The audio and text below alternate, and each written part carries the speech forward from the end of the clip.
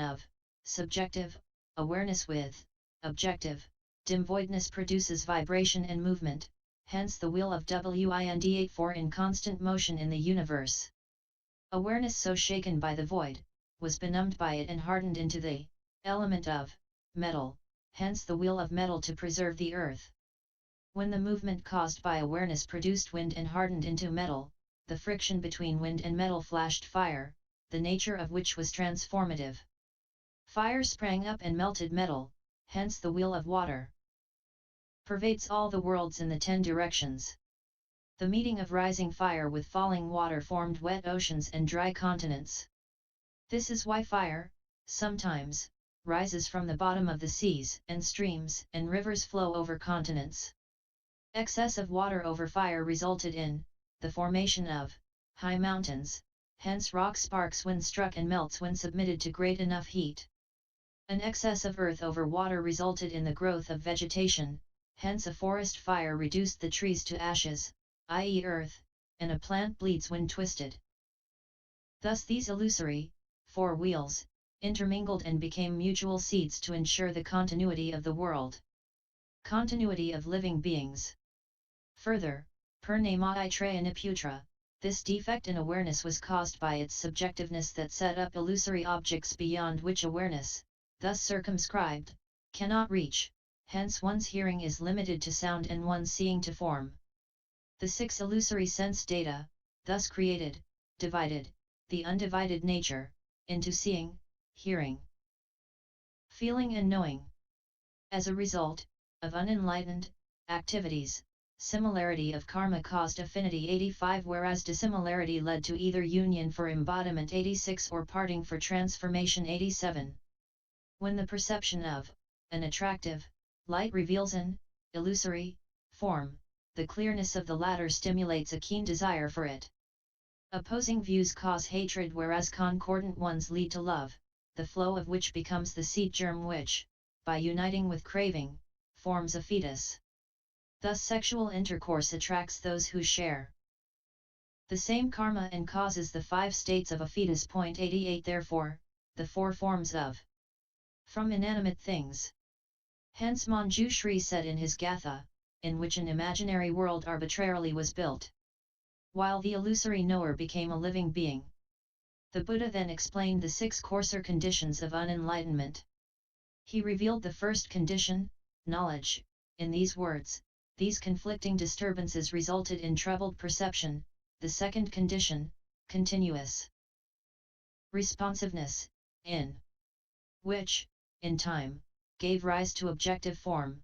The third and fourth conditions, attachment and names, in self-created confusion caused by clinging to names, and the fifth and sixth condition, karmic deeds and suffering, in caused karmic activity and so suffering.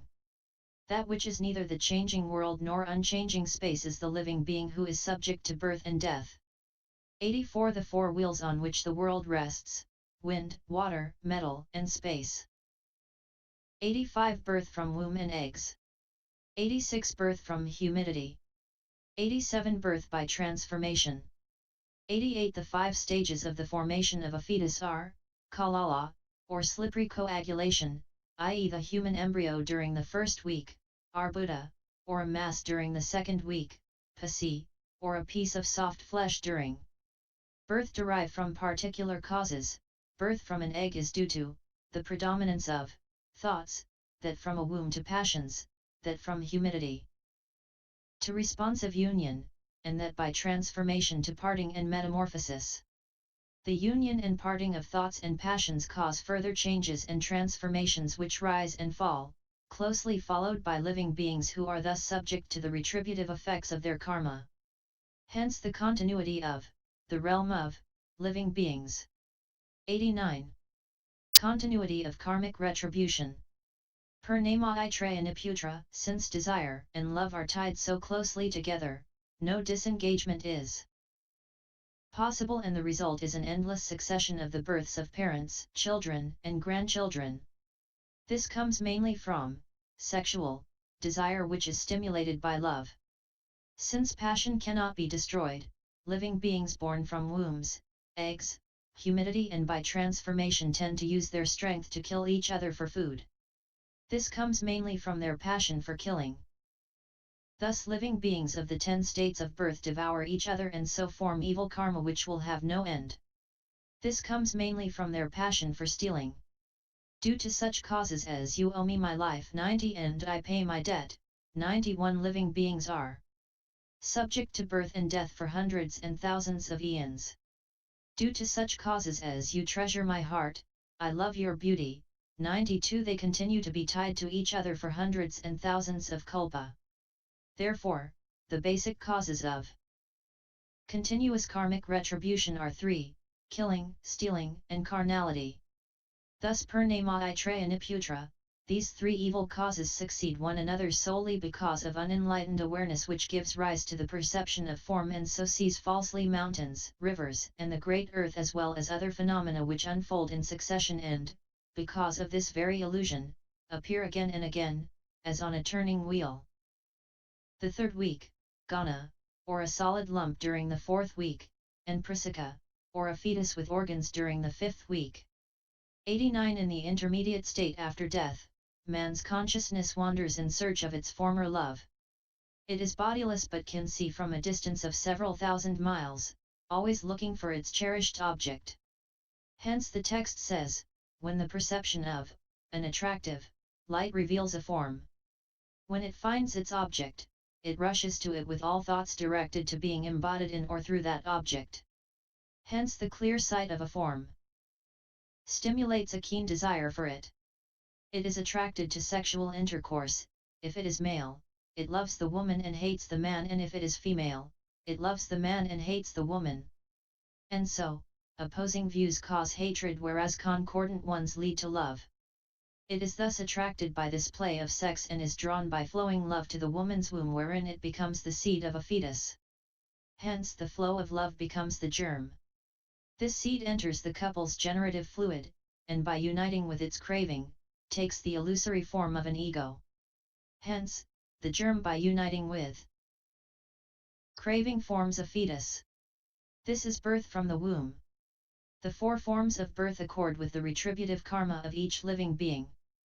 90 killing as basic cause of karmic retribution.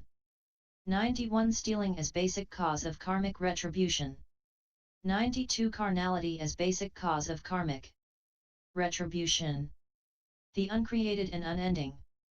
Purnamaitrayaniputra asked, if Bodhi, which is basically absolute and enlightened and is the same as the unchanging Tathagata mind, can suddenly create mountains, rivers, the great earth and other phenomena, when will the Buddha, who has attained absolute enlightenment, again give rise to the worldly perception of mountains, rivers, and the great earth?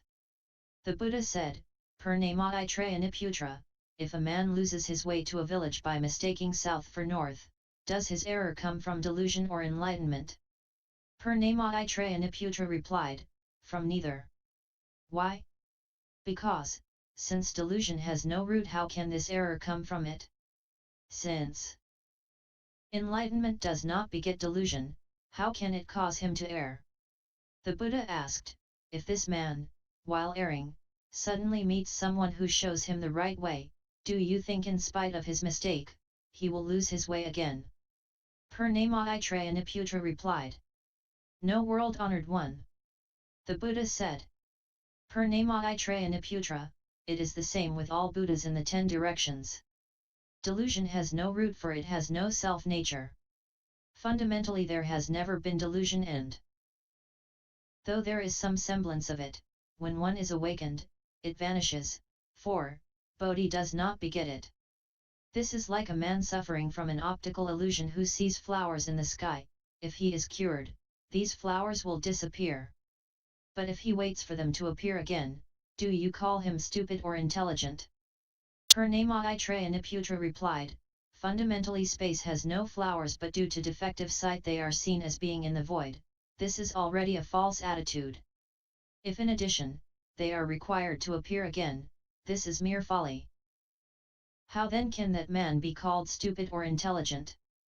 The Buddha said, since you have interpreted well the non-existence of flowers in the sky, why do you still ask me about the immaterial absolute Bodhi of all Buddhas creating mountains, rivers, and the great earth?